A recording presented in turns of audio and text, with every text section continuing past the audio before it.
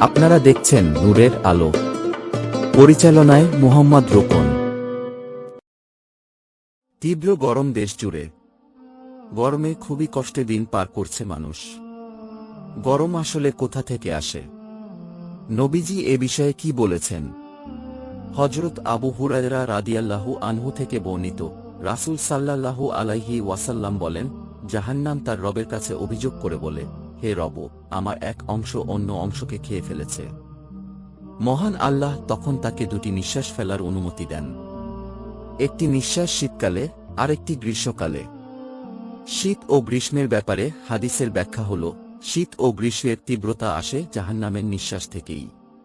এ কারণেই তোমরা গরমের তীব্রতা এবং শীতের তীব্রতা পেয়ে থাকো। বুখারী ৩২৬০। আরবের মরু এলাকায় উত্তপ্ত বালু ও মরুঝড়ের কারণে সেখানে ভীষণ গরম দেখা দিত। তাই রাসূল সাল্লাল্লাহু আলাইহি ওয়াসাল্লাম জোহরের নামাজ কিছুটা বিলম্বে আদায় করতেন। এজন্য গরম বেশি পড়লে জোহরের নামাজ দেরিতে পড়া সুন্নত। হযরত আবু যার রাদিয়াল্লাহু আনহু বলেন, এক সফরে আমরা আল্লাহর রাসূল সাল্লাল্লাহু আলাইহি ওয়াসাল্লামের সঙ্গে ছিলাম।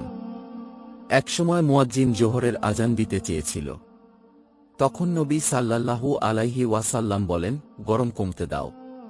কিছুক্ষণ পর আবার মুয়াজ্জিন আজান দিতে চাইলে নবী সাল্লাল্লাহু আলাইহি ওয়াসাল্লাম পুনরায় বলেন, গরম কমতে দাও।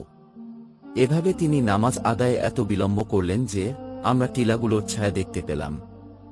অতঃপর নবী সাল্লাল্লাহু আলাইহি ওয়াসাল্লাম বলেন, গরমের প্রচণ্ডতা জাহান্নামের উত্তাপ হতে। কাজেই গরম প্রচণ্ড হলে উত্তাপ কমার পর নামাজ আদায় করো। বুখারী ৫৩৯। সুতরাং গরমের তীব্রতা জাহান্নামের তীব্রতার কথা মনে করিয়ে দেয়। তাই তীব্র গরমে জাহান্নামের কথা স্মরণ করে আল্লাহর কাছে জাহান্নাম থেকে মুক্তি চাওয়া। ফরজ ইবাদতগুলো সঠিকভাবে আদায় করা। কোরআনে জান্নাতের কথা বলা হয়েছে। আল্লাহ বলেন, সেখানে তারা হেলান দিয়ে আসীন থাকবে সুসজ্জিত আসনে। তারা সেখানে খুব গরম অথবা খুব শীত দেখবে না। সূরাতুদ দাহর ১৩। তীব্র গরম থেকে রক্ষা পেতে আল্লাহর দরবারে বৃষ্টি কামনা করে নামাজ পড়া ও দোয়া করা সুন্নত। ইসলামী পরিভাষায় এই দোয়ার নাম ইস্তিসকা বা সিক্তকরণের দোয়া এবং নামাজের নাম সালাতুল ইস্তিসকা বা বৃষ্টি কামনায় নামাজ। বস্তুত যে কোনো প্রাকৃতিক দুর্যোগে বা নানা প্রতিকূলতায় গুনাহ মাফের জন্য আল্লাহর কাছে একনিষ্ঠ অন্তরে তওবা ইস্তেগফার করতে হয়। কেউ অন্যের হক বা অধিকার নষ্ট করলে তা ফেরত দিয়ে দোয়া করতে হয়। তবেই আল্লাহ তাআলা মানুষের মনোকামনা পূরণ করেন, বৃষ্টি দিয়ে জমিন সিক্ত করেন। এ নামাজ মাঠে গিয়ে আদায় করতে হয়।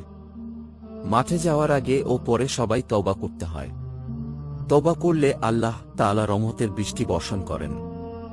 তখন বৃষ্টি হওয়ার সম্ভাবনা থাকে সবচেয়ে বেশি। এ সম্পর্কে পবিত্র কোরআনে আল্লাহ বলেন, বললাম তোমাদের প্রতিপালকের কাছে ক্ষমা প্রার্থনা করো। তিনি অত্যন্ত ক্ষমাশীল। তিনি তোমাদের জন্য অজস্র বৃষ্টিধারা প্রবাহিত করবেন, তোমাদের ধনসম্পদ ও সন্তান সন্ততি দ্বারা সাহায্য করবেন। সূরা নূহ ১০ ও ১২।